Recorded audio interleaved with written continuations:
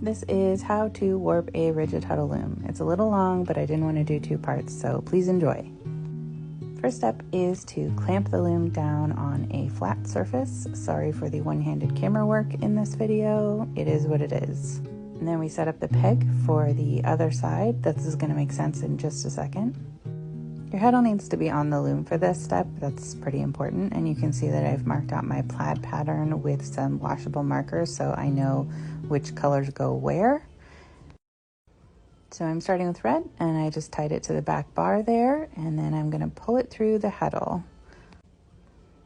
And so I'm using a crochet hook because I can't find the tool that is supposed to be dedicated for this purpose.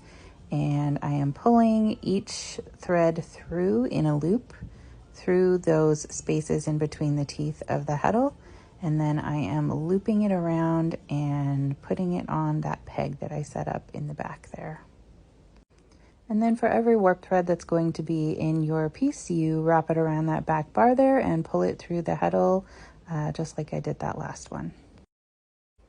There is my cute cauldron yarn bowl, just for no reason other than it's cute.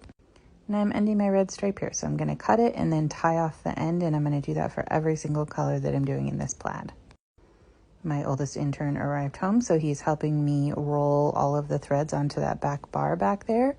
And I am putting some tension on the threads so that they roll onto there evenly. This is my warp separator, that little piece of plastic there.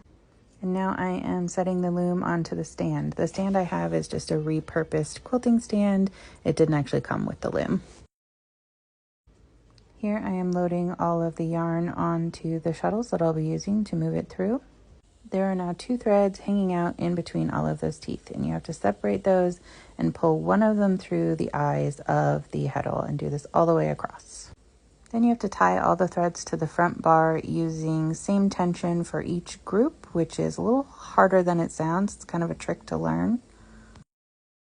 And now I'm going to start the weaving process with a little bit of waste yarn, and I'm going to use the waste yarn for about an inch just to start everything off super evenly before I start weaving. And this is the weaving. You can see that I'm using the same colors for the weft, which is the one that's going across, as I did for the warp, which is the one going up and down. When you get too close to the heddle, it gets hard to put your shuttle through, so you have to wind the piece. And this will be done all the way through to get yourself to the end.